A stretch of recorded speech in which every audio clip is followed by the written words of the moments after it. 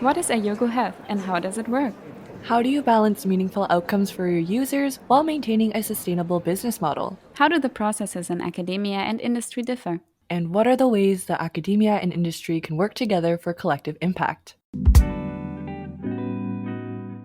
This episode is brought to you by the Master of Digital Media program at the Center for Digital Media. The MDM program is a 16-month professional graduate program that engages students in real-world projects and coursework that provides valuable leadership experience, training, and top digital media industry connections. Graduates have the know-how and confidence to work at the highest level in a range of industries as creators, producers, innovators, or entrepreneurs. Learn more at thecdm.ca. Hello and welcome back to RAINCOAT podcast. Today we want to speak about a company that is an amazing example of how academia and industry can work together and through that bring forward even better knowledge translation. We are excited to have Michael Ferguson and Dr. Silva Moreno with us for this conversation.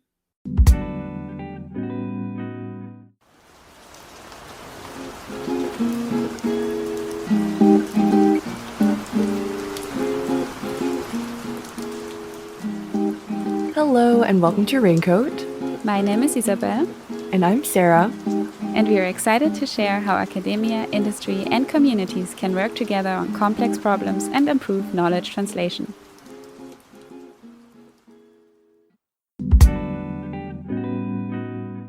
All right, Michael, we're going to get started with you. You're the CEO of Ayogo Health, a digital health company focusing on improving patient activation, adherence, and persistence to therapy.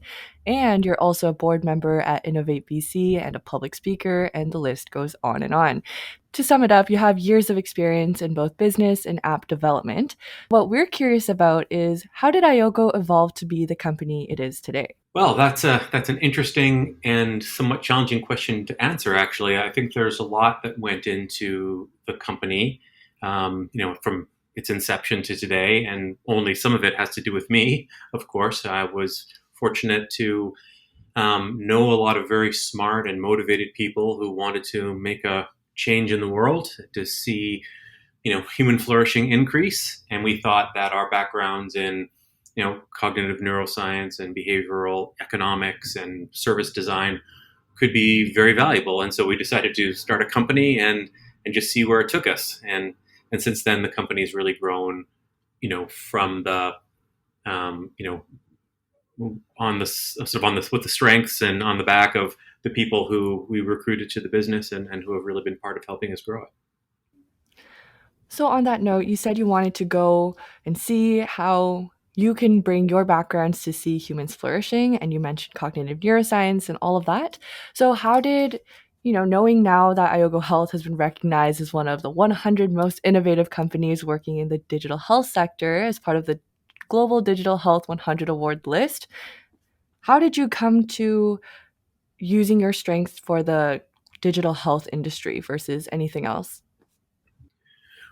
Well, myself and the team that started Ayogo initially, we have some experience working together, and the immediate predecessor company to Ayogo was a serious game studio, and we became very fascinated with how games and play helped us as human beings direct our attention, and what impact that the focus of our attention could have on our behavior. We imagine that, intention is the precedent to action, but it's actually different. Our intentions often flow from our actions, and so what games do is they get us acting, and by getting us acting, they change our intention, what it is that we intend to do next. We thought this was a really fascinating effect, and we thought that we wanted to build a company around it. And as we started to do more work in the area, of course, part of the task, part of the challenge to grow your business is to develop your ideas more fully, to ensure that you're not just breathing your own fumes all the time, that what you're saying is really true. And for that reason, we didn't just build our company, but also built a sort of network around the business, partners, and we made a concerted effort to to be a constructive part of the digital health ecosystem here in Vancouver, and that's led us to some very interesting places. Okay, so you started this company, and did you have kind of a turning point or at a certain realization when you thought, okay, we need to bring together more academia and kind of the scientific research side into the business? Well, yes, I think that moment came quite early on, actually. We came to realize that a lot of what we were doing was actually profoundly counterintuitive. And where your intuition fails you, you need to rely on science. And so we made a concerted effort, again, to reach out to the community, to build relationships, to recruit people with backgrounds in science to our business. But we're a for-profit company. We're not set up to do basic research. We're not set up to do the kind of work that's best done, at a university or in a hospital. And so, it's important for us to partner effectively and to see ourselves, just as part of this broader ecosystem of people who really are working hard to make the world better, and in particular, make the world better by improving the healthcare system and how the healthcare system interacts with and treats human beings as human beings and not just as patients. Okay, I believe this is also where Savan comes in. You're a professor at the Simon Fraser University here in Vancouver, and your program of research focuses on interactive media, rehabilitation, and neuroscience. And you are also the CEO and scientific director of the Digital Health Circle. So, but most important for today's conversation, and especially about what Michael just said, you're a partner with Ayogo to give scientific input. So, Savan, how did you come to be so industry involved as someone from academia? Hi, thank you for inviting me today. I'm glad to be here, so that's great, and especially in this context, talking about great collaboration we have with Ayogo. I think it's any collaboration is really linked to the people that are working together. So that's the first part. I think like every industry to academic collaboration is a little bit unique. The other aspect of that is for me, like the main motivation was I didn't want to stop my scientific work at the scientific publication stage. I wanted that my work can help people and really have an impact in the society and really to reach patients, for example. Okay, and how does that play out? So, what does your role involve as a partner for Ayogo? First, like when you work with industry, the role can really change. It really depends the project. Sometimes it can be really focused on, developing a research paradigm. Then another time could be more like advising about what are the knowledge in the field of the collaboration that can help the company to develop a product, for example. And some other time is more like creating something completely new. So is bringing your expertise and your experience to the brainstorming table in some ways. Um, with Michael, our work is very multidisciplinary. So we sometimes Michael come with the idea, sometimes I come with the idea. That is what has been like extremely productive in our relationship, and pushing each other toward um, uh, more excellence and trying to bridge the frontiers of the different field has been something very exciting for me. So we've heard little tidbits of how you and Michael work together and how every collaboration and every project is unique. But can you, both of you, guide us through an example of how an idea came to form and how it evolved for that ultimate end product? And go through the entire process in general of how stakeholders are involved, when they're involved, what steps are required to make an application. Give me the whole story. Well, I think the first step of the story to have a good partnership with the industry, and maybe Michael, after that you can tell your side of the story. But on my side is really trying to find a partner that can understand what we do, but also what are our needs, and for us also to put ourselves in the shoes of the partner. I think too many times when academia and industry work together, it's kind of like a forced collaboration where both sides don't really understand each other, don't really know each other, and then it came to this kind of awkward feeling that we think we should work together, but we don't really know how. I think with Michael, it was completely different from the start. We had like a huge mutual respect about our work and what we accomplish and our knowledge.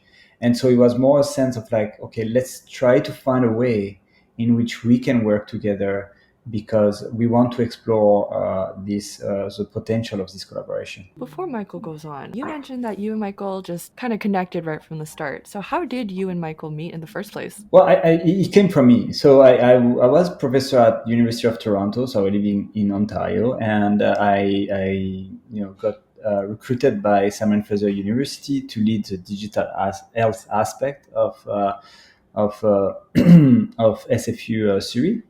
And then at that time I was looking into British Columbia to understand what are like the cutting edge company in digital health that really bring something new in the field. And I right away see that Ayogo was one of those companies, so I contacted Michael, and I think we met, and and we talk about conceptually about digital health and what we thought was the future. And I think we agree, both of us, that understanding the user and implementing mechanism for the product to really fit the need and the demand of the user was very important in digital health.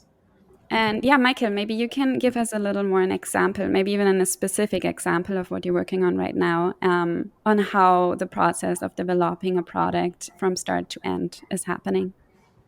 Sure, well, I'm happy to do that. So, I mean, I'll preface my comments by saying that Sylvain is being very humble, and I think that we've worked with a lot of different organizations with their roots in academia. Whether it is on the sort of pure research side or closer to the clinical side, and Sylvain and Digital Health Circle are, in our experience, somewhat unique in that they really understand what it is we are trying to accomplish as a company. And one of the ways in which often objectives become misaligned is that we're a for-profit company, and for us, profit is is a means, not an end, but it's an important means. It's how we get things done. If we can't find a way to make our business sustainable, we can't accomplish anything. Everything we do will just peter out and eventually die. So I think Digital Health Circle's understanding that what we have to do is not just build a product or a technology, but we actually need to construct a sustainable business model that's driven by a product. I think bringing that to the conversation was very, very important to making our collaboration work. And just as an important piece of background, just to understand, how the example I'm going to give to you sort of unfolds. So we had decided, as a company, that we thought that our technology and approaches could work to really make an impact in multiple sclerosis in particular. So we had, identified some unmet patient needs there. MS is a very complex condition, and it's more than just a medical condition. It is also very demanding psychosocially, as particularly recurring remissive MS, which is very unpredictable and is comorbid almost 90% of the time with depression, and for example. And so understanding that it's not just about treating the condition, but also understanding the needs of the whole person in ways that can't really be dealt with just clinically was where we saw the opportunity. Having said that, you can't just treat the psychosocial side. So you can't just bring a a cognitive behavioral therapy or some kind of, sort of depression remission oriented solution to market, you have to understand the full context, clinical, logistical, and psychosocial. And so we approached Digital Health Circle and said, look, we have this great opportunity that we've identified to really make a difference. We need you to help us. We would like you to help us build a broader advisory board to reach out to clinicians and patients, build a patient advisory board, a clinician advisory board, and give us advice on how we should validate our solution in the market and validate it in the clinical environment together so that we can understand how our solution will be used, how it could be monetized, if you prefer to say, to create a sustainable business model. And our conversation with Digital Health Circle was, as Sylvain said earlier, multidisciplinary.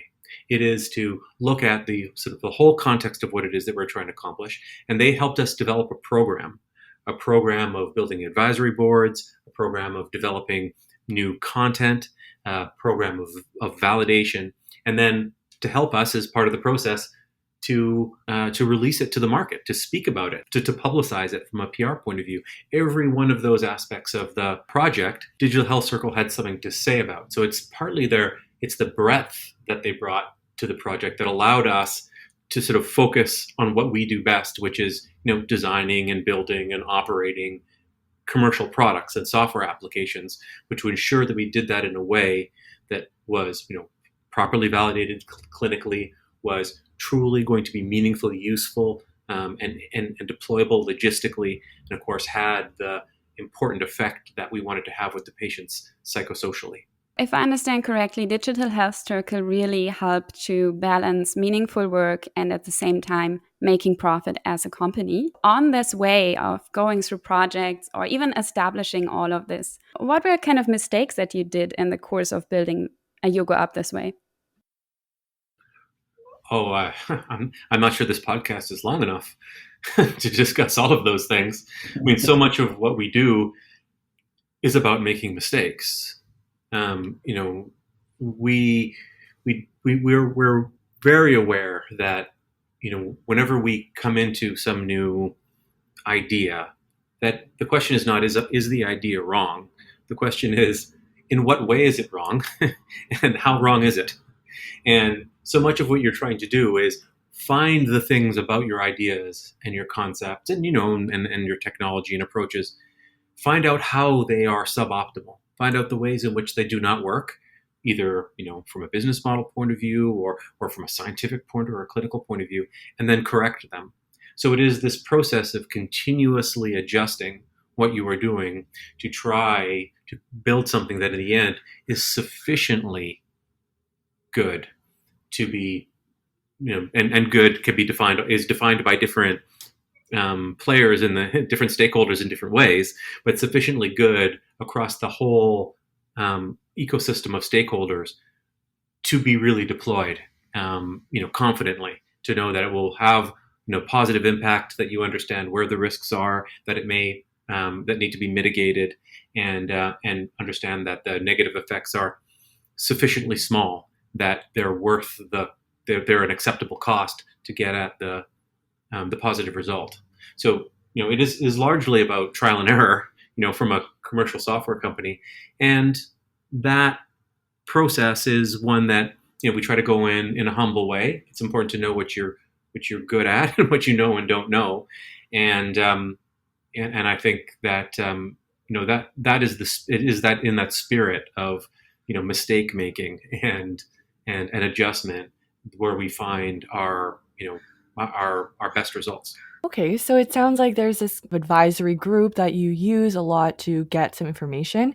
But going back to, how do you even know what to research on? How do you identify the areas of health that requires Ayogo's expertise to kind of fill in that gap? So we come to our work with a certain kind of background, right? We have our background IP, our background intellectual property and approaches. So it does constrain us in a creative way to a territory where we think we can have an impact. And, for example, to take a look at patients who are living with a recurring remissive MS, and to say, to look for those particular kinds of challenges they're experiencing that we could have something to say about. That is, we could recognize them, we could assess them, quantify them in some way, and then address them. So one of the use cases that we identified here was that given the age of many of these patients, that they are themselves parents. And one of the most challenging things as a parent is when something bad happens to you, and to communicate it with your child in a way that doesn't feel like you're just dumping your your worries and your challenges on your child who's not old enough to really understand what's going on. So we'd identified this challenge that parents had. How do I explain to my child about a condition that even I myself do not properly understand? Now that is the kind of problem that Ayogo feels like we could really solve. We could play an important part in solving, I should say. We couldn't deliver the complete solution there, but we can deliver an important part of it. And so with that insight in mind, then we approach our partner, in this case, Digital Health Circle, and say, look, we've identified this opportunity. How do you think we should go about, properly understanding the full context? How do you think we can best understand what the clinical environments would be? What is the background science here that we could rely on that perhaps we don't know about? Help us to develop a program whereby we could begin to develop this product effectively. So we're not asking them to help us build the final product. We're asking them to help us create a process by which a final product could be delivered effectively, and to help us fill in the gaps and, frankly, where we are weak and they are strong. Sylvain, what is for you the most important thing then in that process to ensure that you give the right input for Ayogo? Yeah, that's a tough question, because even if you try, you don't always succeed in some ways, right? Like, I think, the point is like to try to bring together the right stakeholders, and also to assume that you don't know the answer. Like, I think most of the mistakes come from the fact that some people come at a table to collaborate, that they think they know the answer. And I think that's where the project failed. Like, when it succeeds is when people are, like Michael explained, right? We think we understand this aspect, and the other person understand, another aspect. And then you say, oh, you know what? I think we need a third and a fourth expertise in that project. And we need, for example, somebody that has more expertise in mental health, somebody that are more expertise in at the medical level, for example. So I think this approach, I think, to go step by step, where you try to break silos, or the silo of the discipline, and also the silo of academia and the silo of industry, and where you kind of like come to the table with an open mind, and you try to understand, okay, what is the problem? How can we, address this problem together? I think those two tips that you've had are relevant to a lot of different fields. But when you mentioned bringing together the right stakeholders, how do you go about doing that? And have you had any challenges of engaging with these end users? And what are some of those examples, and how did you work through them? I know that's like 4 questions in one. Yes.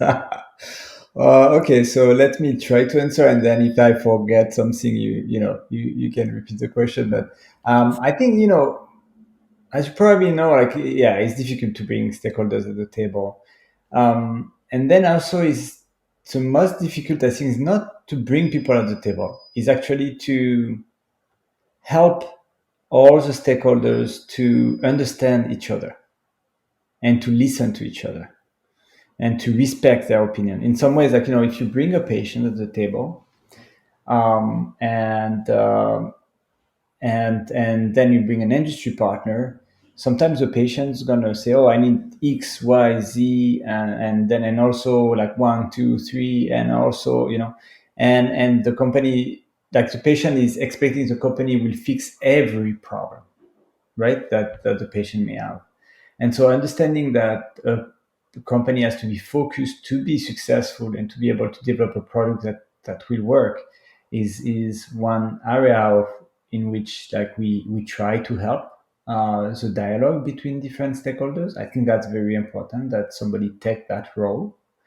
Another aspect of difficulty that we encounter, as an example, is like sometimes when we work with medical profession, and there is a nurse, a medical doctor, a social worker, and a patient in a room.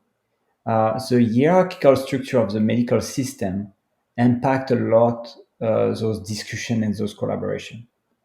In some ways, like everyone is waiting for the medical doctor to voice his opinion or to validate something. And on the other way, sometimes the medical doctor is just too vocal into the collaboration and do not listen the input of other people. I can give you like a concrete example in which we have been involved, not with Ayogo, but with another partner, and where in which we were like working with developing an iWatch for patients, and the company didn't listen to or didn't take the time to include users in the designing of the watch, and they kind of like did a global approach to the watch and not a very specific to the patient group that they were addressing. And at the end, it turned out that the patient group didn't like the watch. So the technology was working really well, but nobody wanted to wear the watch. And I think that's a very key example to show how unique Ayogo is. Because sometimes it feels straightforward to do that, but it takes a lot of knowledge and process and understanding to be able to involve the right type of patient, but also to collect and understand the information that the patient is communicating. And I think Ayogo is really breaking ground on that aspect. So is there a specific strategy to recruit the, I guess, perfect or a representative sample of stakeholders that are relevant to the end users of the product? Yeah, well, this is why you need a researcher in the project. This is exactly why we train our students to do and to understand how a population can be represented, how many people you need to have, how many different kind of profile of those patients you need to have, what are the medical professions that are going to be involved with the product or are going to make decision around the product. So those are like basically what probably the research side is bringing to the table, to be able to understand who should be at the table, how to include and make those people, those actors participate meaningfully, and also how to collect the information and then how to analyze the information. And that is key for the work of developing a product like Ayogo does. And Michael, at what point do you then bring the users in? So do you already test academic frameworks with users, or are you starting ideation processes and workshops with users? Because we know that you do pilot studies and everything, but already before, do you bring the users in to give feedback? Oh, absolutely. It's really essential to our process to engage in participatory design from the ideation stage. So it's not enough to say we've gone and spoken to, 100 people who have MS and are parents, and they have told us that they have this challenge, and then for us to go away into a cave somewhere and design a solution. It is to always be in conversation. Do we actually understand this well enough? Explain to us how this impacts you and impacts you as a whole person, impacts you emotionally, impacts you psychologically, impacts you intellectually. Human beings are so complicated, and the healthcare system complex, and so many stakeholders, that it really is, from our perspective, a conversation always. And and as I was saying before, I said it, and maybe it sounded a little bit glib when I said it. I didn't mean it to be. The question is not, are we wrong? The question is, how wrong are we? Are we so wrong that we need to abandon this and rethink it entirely from the start again? Or are we, just just a little bit wrong, and that we can correct, that we can course correct and understand better. We are continually learning. I think there's this idea of a beginner's mind that I think is so powerful. To always come to every conversation assuming that you don't really know, and that you have to ask, and the answer you give will you can only ever have a partial understanding of that answer. That I think is really important to how we approach our work, and I think that is actually the platform on which Sylvain and his team at Digital Health Circle and Ayogo stand on together. That is this acknowledgement that regardless of how deep your expertise is in one area, it's really only one area, that we are all equally beginners in some area in which we are currently working. And so the goal is to work together to build up a increasing amount of knowledge, to narrow our focus over time to finding the things that we could feel like we could do and could really work, and then be humble about what it is that you've produced. How wrong is it? So wrong you should throw it away and start again? Or is it close enough that you feel like you can iterate on it and continually improve it? Yeah, it sounds like the way you work together, the academic partnership, digital health circle, and also collaborating with users and looking really at their needs, that makes Ayogo a very credible company, and probably the products too. So a little side question, the strategies that you apply for the apps, like behavior change techniques or any self-management, do they work for yourself? Well, human beings are complex. I feel that I am, I'm a better, healthier, smarter person today than I was yesterday, and that I was a year ago, and 5 years ago, and 10 years ago when I started this company. So I guess, maybe it's for other people to say more than me, but for me, the proof of the pudding is in the eating. I feel that I'm a better, more compassionate person now than I was, and I'm in some ways, more fit and healthy than I've ever been. That's not all just my own willpower. I know. A lot of that is exposure to these ideas and having the opportunity to speak through them, talk through them, and to meet experts in all kinds of areas. So I recognize that, I'm speaking from a bit of a privileged position here when I say that, but I can say from firsthand experience, these are powerful techniques and they really do work. And, they won't solve everything. You can't solve every problem the same way every time. And, not every problem is even a candidate really to be solved exactly. One of my favorite quotes from Bill Gates, I think it is, he said, every bug is really also an undocumented feature, depending on your perspective. And that's true of our minds as anything else. So, the things that make me playful and creative are also the things that probably ensure that I show up for every meeting I'm supposed to be in 5 minutes late. So, we're complicated beings. But I think being more thoughtful and more intentional and more conversational about how we solve problems in our own lives and, in business and in healthcare, I think that is the way forward. There's very few problems in the world that are not best addressed by some combination of curiosity and love and diligence. We'll be right back after our sponsored question of the episode. We heard that you also hire a Master of Digital Media students from the Center for Digital Media. What do you value in the MDM approach that you hire the students? Well, the Center for Digital Media does a lot of things well. And, from my perspective, my limited perspective, the thing that I greatly value about it is the multidisciplinary approach they take. First, in how they recruit students to their programs. Many students, in my experience, come with rich and varied backgrounds. And then in the program itself, they're given the opportunity to work across a broad range of roles in a broad range of disciplines, exposure to different academic disciplines and areas of knowledge to develop their own conception of what they are good at and what contributions they could make, and then to go from that program pretty directly into industry. I think that is,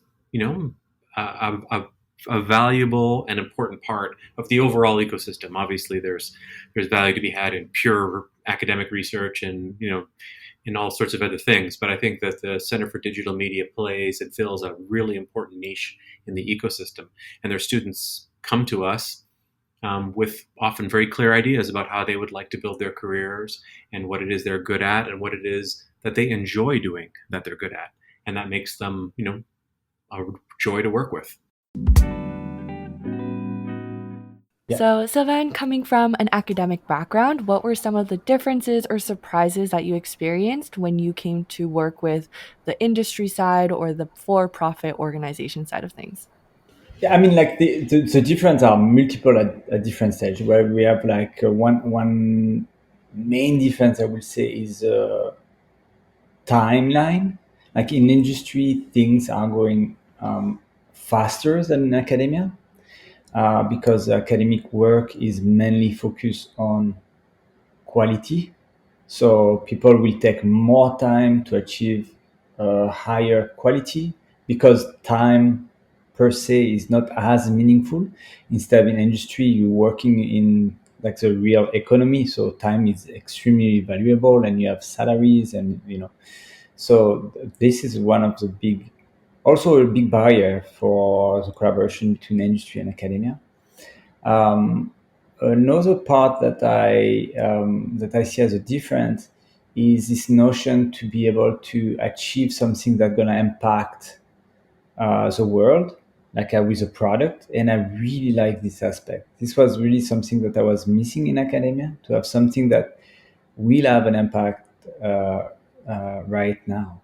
I mean, like I've been part with other project, a decade ago with industry, and I still see people in the street that telling me, "Oh, this product is so fantastic," and telling me like, "Oh, you have been involved in that." And so there is this notion that a product has a life, and sometimes a longer life than most of the scientific paper.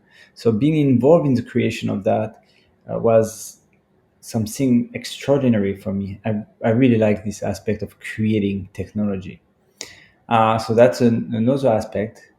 But it's not totally true, because there is actually a scientific field like engineering or technology in which we create technology. So those are two aspects that I see will probably change both sides.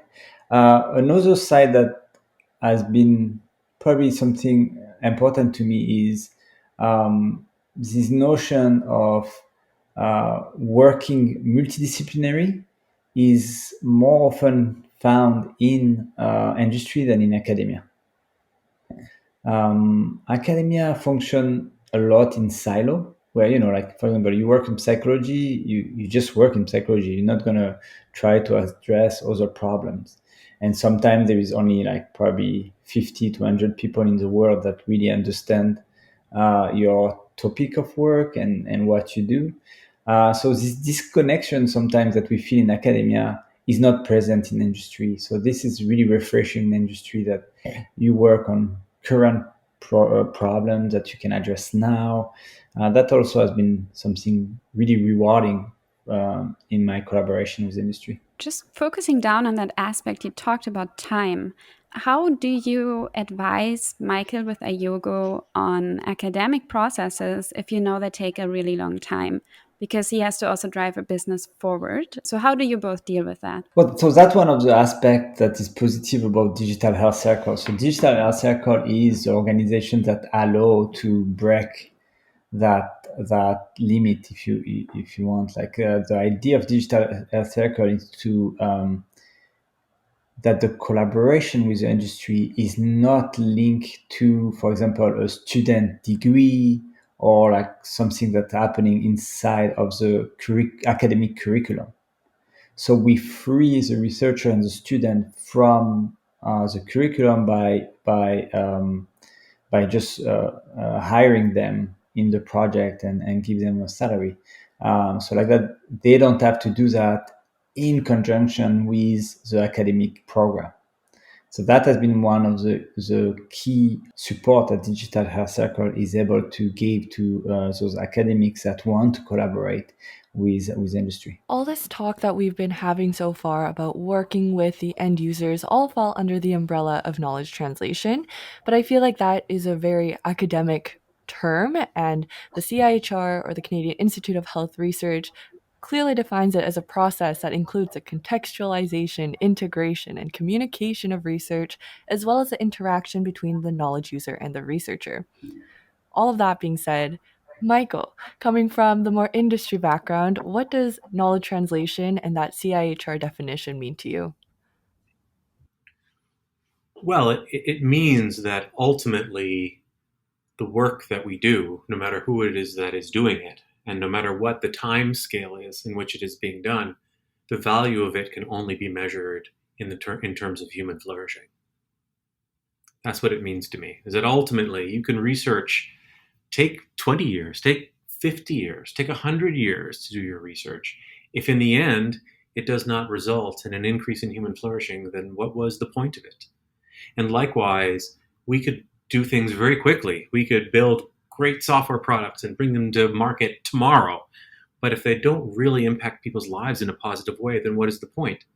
And I think, there are these longer and shorter cycles of thinking and innovation and creativity that take place in our society.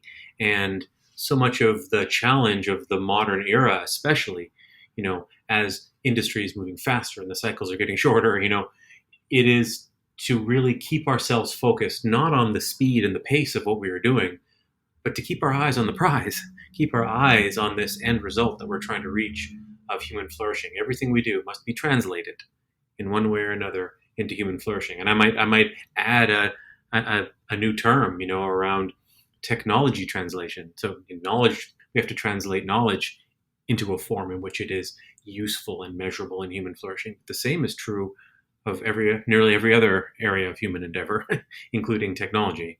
And we have to take responsibility for that. It's a bit of a long answer, but that's where my mind goes when you give me that definition. Does that mean Ayogo is for you knowledge translation? Well, yes. I mean, it's one of those terms. You take knowledge and you need to translate it into a form in which it is useful. Translate it into a form where it could be consumed by somebody else or combined with other things. That's true. That's true of nearly everything that we do. So that is how I think of our company. I think of our company as taking knowledge and ambition and love and curiosity and translating it into something tangible in the world that can really increase human flourishing, increase joy, increase health, increase happiness in the real world. That's a really nice description. And Sylvain, in your work then for Ayogo, how do you think from an academic perspective you incorporate knowledge translation? Well, I can tell you one example we just did. Like we just created like a video that explained the collaboration that we have, Michael and I. So this is kind of like the idea exactly of knowledge translation, where we're trying to transform what we are doing into media that can be communicated and can be understood and accessible by everybody. One aspect will be like, for me, it should be accessible by everyone. That's what is very important. And and also I think that's one of my motivation to work with industry is like everything that I do is going to be able to be accessible. Going back earlier in our conversation, we talked about how it's really important to understand each other's values when working together from industry and academia, ultimately to provide an end result that's actually impactful. So if you had to summarize kind of your top learnings or tips that you would give to other companies that are interested in working with academia or who are already working with academia, what are some tips that you would share so their relationship working together can also flourish? Is that for me or is that for Michael? I think from either of you, since you're both working in a flourishing relationship. Yeah, well, I can start and then my Nicely done. I see what you did there. um, well, I think one tip is probably to meet on the academic side, to meet more and more companies.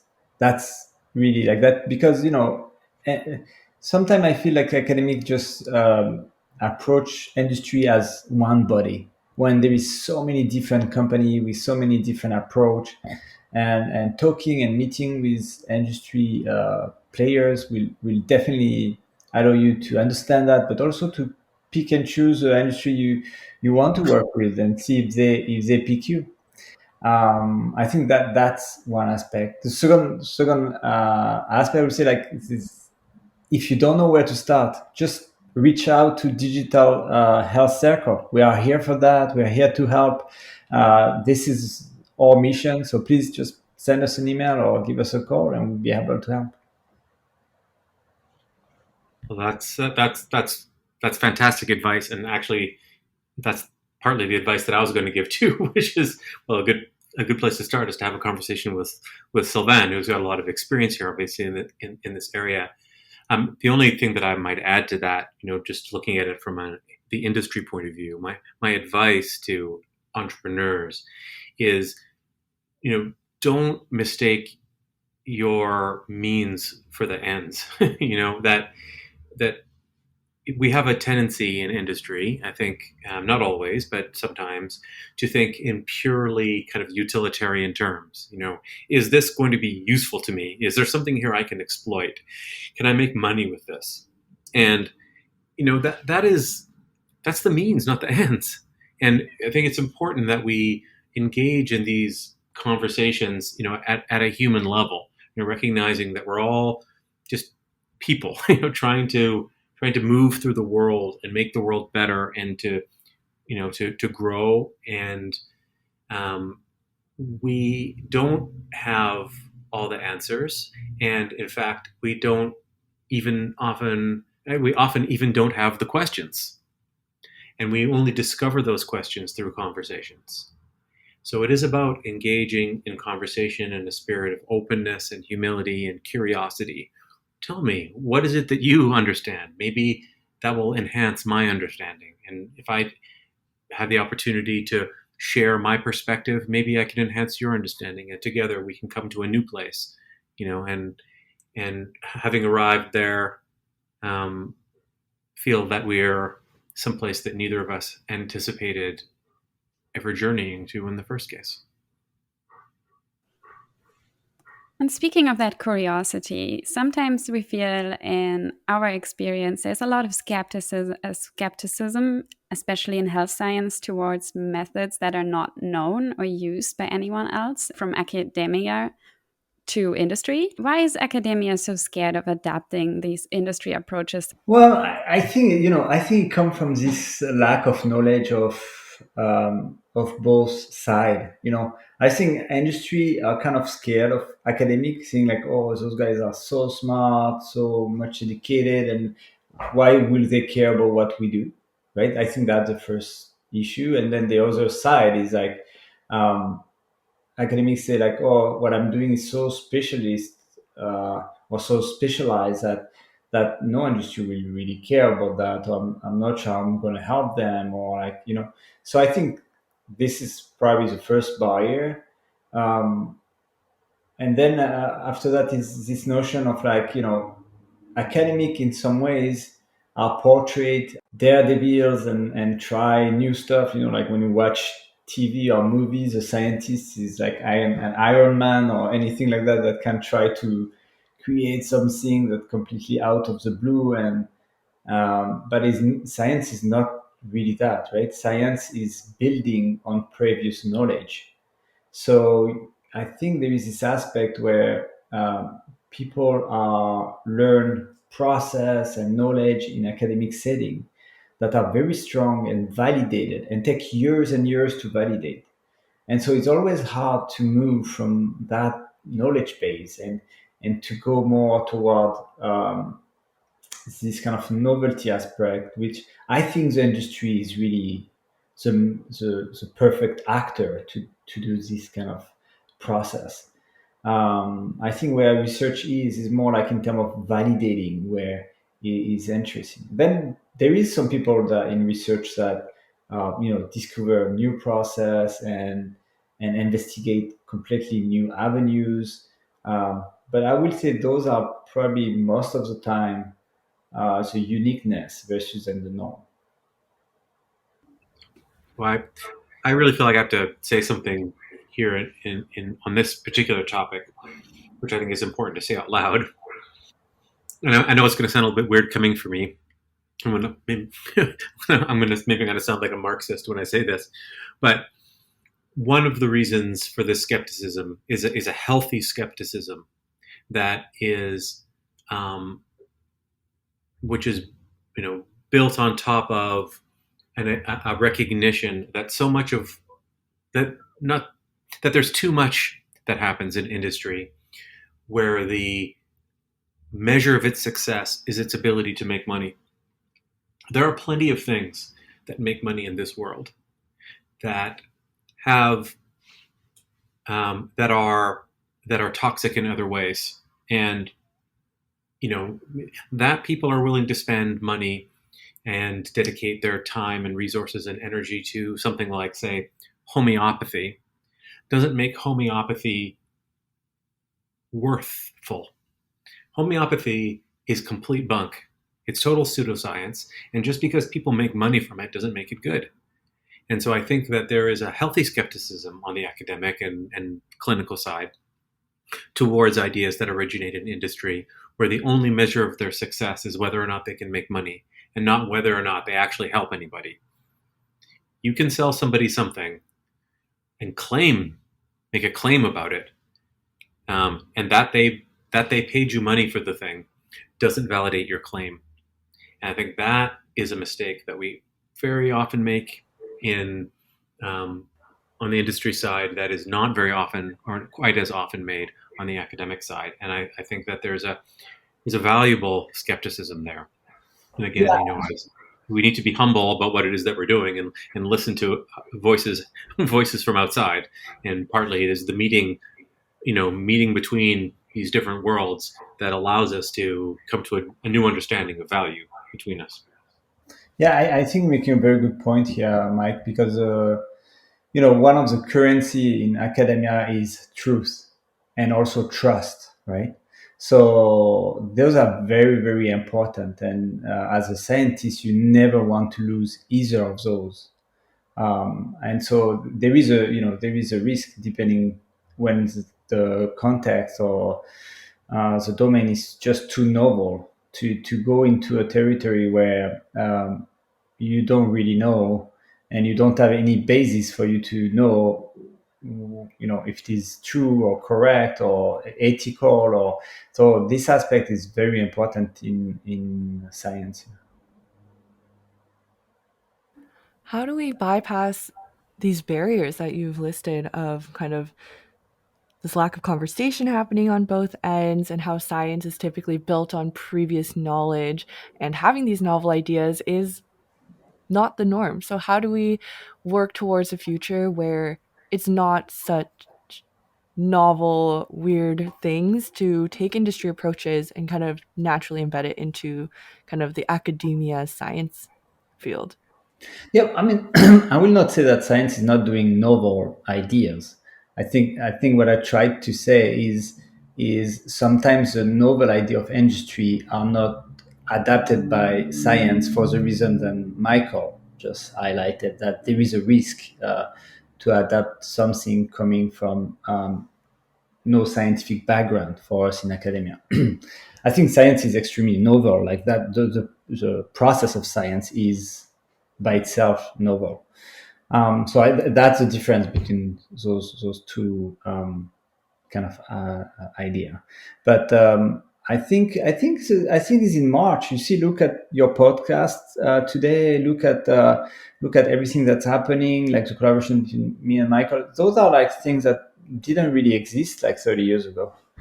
I remember like when I was a PhD student and I sit down at a dinner with some professors, and I remember like what I was really interested in trying to see if I could collaborate with a company because I could not develop the entirety of my project at the digital house technology level. And I thought, okay, maybe I can find those expertise in industry that could help, and then we can partner. And I remember like professor telling me like, oh, you cannot do that. You cannot even go talk to an industry partner, and telling me like, oh, if you do that, not we will not continue your PhD thesis, or we will just call the dean and tell him that this is not okay to do that. I mean, it was really a tough discussion for me. So I kind of gave up the idea because I was just too scared. But right now we have actually, we have like hackathons where there is company that can help students. There is like different discussion like today, but also events where they are mixed, like Interface Health, like his conference that happen every year in the fall in Vancouver. So Interface Health. And we just spoke, Michael and I, we were part of a panel there where there was academic, industry, and others. So I think it's happening, but it's just, maybe not as fast as we wish. Um, I think we heard really a great thoughts about how industry and academia moved forward and working together nowadays. And I really like how work is much more interdisciplinary now. Michael, from your perspective, the process took a while to adapt in academia. Do you think it's the same in industry? Did that process of interdisciplinary work with academia take a while to evolve? And would you say Ayogo is novel in that? Well, I appreciate the question. Ayogo is, I think we're doing interesting and valuable work. Obviously, we've been recognized for being particularly innovative. But I don't think, I don't think of myself, and I don't think that, anybody in our company thinks of themselves or thinks of our company as being, especially groundbreaking. I think, maybe we are, at a part of a forward-leaning group of companies and entrepreneurs who are, who think of what we are doing as, essentially collaborative, and think of how we measure our success in ways other than purely financial ones. But I think it's a trend in general in society, and I think it's important just to acknowledge that we're having this conversation, using technology that didn't exist until very recently. And a lot of that technology came from academia and was developed more fully by industry and put into a form where it is extremely inexpensive, and that the four of us could meet here and have this conversation.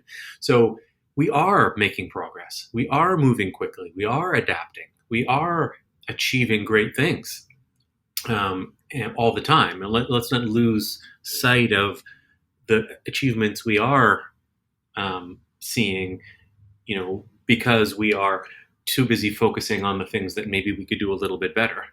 I think we can always do better, and we can always come up with new models, and there'll be new collaborative, knowledge translation approaches that we haven't thought of today. Some of them will be better than what we're doing now. Some of them will be not as good and will, go away. But I think we are always striving to do better, and I think that's important. I will add one more thought on top of that, which may not be directly in line with your question, but I think is important to say, which is that clearly we are seeing now in our society the straining and the fraying at the edges of our economic and political systems. And, capitalism in its modern form is failing to do the thing that is currently failing to do the thing that we have relied on it to do for so long, which is distribute its benefits to the population at large. The gap between the wealthy and the poor is getting greater and greater all the time. This is not supposed to be an effect. I mean, we forget that's not how capitalism is supposed to work, right? How it's supposed to work is that the benefits will be distributed to society. And I think, clearly we need to do things differently. it will be absolutely necessary for us. We will be forced to do things differently in the future. And I think we should embrace that challenge and lean into it. And I'm proud to be part of that vanguard. If people want to consider me part of it, I'm proud to be considered part of that vanguard of companies that are leaning forward into ways of measuring our success that are not purely monetary, and are reaching out to other organizations that have different ways of measuring their success, and learn from them. Learn not just the output of the work of academia, but the process itself. And what approaches are they taking are being taken in areas outside of industry that we can adapt to the way that we do our work, so that we can contribute more fully to the flourishing of human civilization. I think you said it best, that change is imminent, and we can only focus on that growth mindset that you kind of alluded to in your answer. So with that being said, what is something that you and Savannah would like to do for Ayogo, and what's kind of the 10-year vision that you have? My 10-year vision for Ayogo. Yes. It's hard even to think about a 2 or 3 year vision for our company. I mean, things are moving very quickly. What I would like to do with Sylvan and with Digital Health Circle is more. That's what I would like to do. I'd like to do more. I would like to, I'd like to do more work. I would like to do more brainstorming. I would like to do more thinking. I would like to do more of everything. And it's a very exciting time to be alive. And we're producing, I think, great work. And the people here that work at Ayogo are feeling that, and feeling the excitement, and love what they're doing. And I want to give them the opportunity to do more of it. I want to gift all the employees here at Ayogo more opportunity to work with Sylvain and his team, and through him and Digital Health Circle, the other stakeholders that we so value interacting with. That's the one thing I want. I want more. Oh, that's really nice, Michael. Thank you. Yeah, I think we. I'm saying here, like, we really want, like, maybe one aspect that we are discussing right now with Michael, that maybe will come to life or not, but we are working on the digital health process to help people with depression, and to help them find them, because over 50% of people that suffer from depression don't know they are suffering from depression. So we're working on different technology with Dr. Farnak Farzand and the Combine network, which is a Canadian network for depression. And we are working right now, brainstorming together about the possibility to develop technologies that will be able to identify those people, but also to help them and provide solution for them. So if anyone is interested that listening to the podcast, please contact us and come in this adventure with us. What a great comment, Sylvain. I think that there is, just to build on what you just said, there is this growing acknowledgement in healthcare and in medicine generally of the complexity of human beings, and how important our mental state, our mental health, and our whole psychosocial context is ultimately to our success and our health, our health and our success generally. And things like, how connected are we socially? What is the quality of the conversations that we're having with our family? These measures are very important, even essential to our ultimate success, in the healthcare realm. So even though we may think of human flourishing in these very broad terms, even when we narrow it down to just look at clinical outcomes, we can see that so many of the clinical outcomes are actually driven by these psychosocial factors, and creating this deeper understanding of human beings and all of the things that go into us as people, and as social actors in the world, and as actors in our own healthcare journey. The more understanding we have, the better we can tailor our interventions to deliver what an individual patient needs to be successful. So as we're moving towards precision medicine, around genetics, we're also moving towards more of a precision healthcare around understanding the depth and complexity of the human psychosocial context. That is a really exciting thread that we're following here at Ayogo and together with Digital Health Circle. And yeah, I mean, definitely get in touch with Sylvain or I if you think that sounds like an exciting adventure, because that's what we're trying to do. It does sound as exciting, and we look forward to seeing where Ayogo, but especially your partnership, evolves to in the next years. So last question for today. Coming from different areas, you two, what is something that you learned from each other? I'm gonna ask Sylvain to go first, because my list is really long, and I want to have as much time as possible to fill up the end of the podcast with it. I don't know if it's easier or more difficult to go first. I was trying to say like, okay, Michael, let's go first. I think like, when I learned with Michael that is just so refreshing is this ability to, if we put our mind to it, everything is possible. I think that's one thing that I learned from Michael. Another thing that I learned from Michael is our experience with him, but is like compassion. Like Michael lead Ayogo with such an empathic leadership style, which taught me a lot about how I should interact with my team, or gave me solutions on how to interact. So, the collaboration went way beyond the project we were working on together, or we will work on together. I think that's also one of the richness of those collaboration is to learn from the other person. So those two aspects are clearly something where I learn a lot from Michael.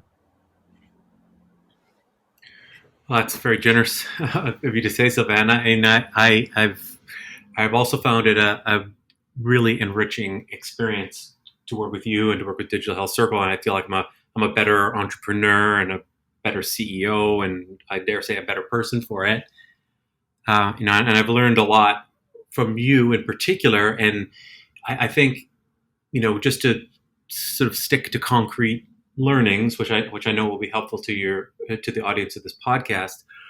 I think, Sylvain's view on the ecosystem and the importance of bringing in all these other stakeholders. You heard me earlier talk about, the necessity to build this kind of, richer tapestry of stakeholders, and, and think of it as a process of conversation.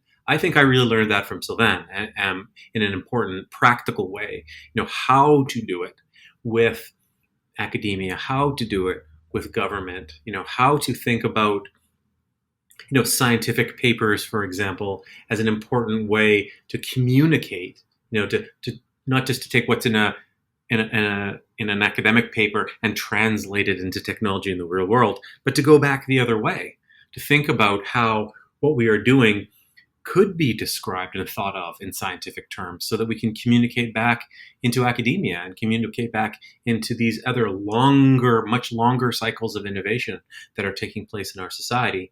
Not to just think inside my little box of, I need to build some software, and I've got 3 years of funding, before I need to be profitable, and these kinds of things, but to think of it as part of this broader set of overlapping conversations that are happening across these different timescales. Sylvain and his career and Digital Health Circles and organization are very good at navigating across those different timescales and those different conversations. And I think that has been a really important learning for me, that it's important. It's not just, sort of philosophically important to do it. It's practically important, because that is how you create entrepreneurial organizations. That's how you create innovations and products that survive over the long term, that are really adaptable and are open to ideas coming from anywhere, inputs coming from anywhere, and to think over longer timescales, and as well as the short ones. Perfect. And I think it's really telling that you have a very fulfilling and flourishing partnership to have such a long list of learnings and things that you admire from each other, so that's awesome. Ultimately, today we've learned that humans are complex, and it really is a great time to be alive with rapid changes and improvements in technology and collaborations. I've personally learned that the opportunities are truly endless, and in today's episode, we focused on the relationship between academia and industry to ultimately help humans flourish. And we've also covered the differences and similarities between academia and industry, and of course, about how Ayogo Health works. Both Michael and Sylvain's contact and profiles will be listed below for you to stay updated with all the fun and incredible things that Ayogo Health and Digital Health Circle will accomplish in the next near future. Thank you to the Master of Digital Media program for sponsoring this episode. Learn more about the Master of Digital Media program at thecdm.ca. That's it for today, right from the heart of Vancouver. Keep in touch in the meanwhile on Twitter at RAINCOAT Podcast. Till next time. Stay dry and stay safe.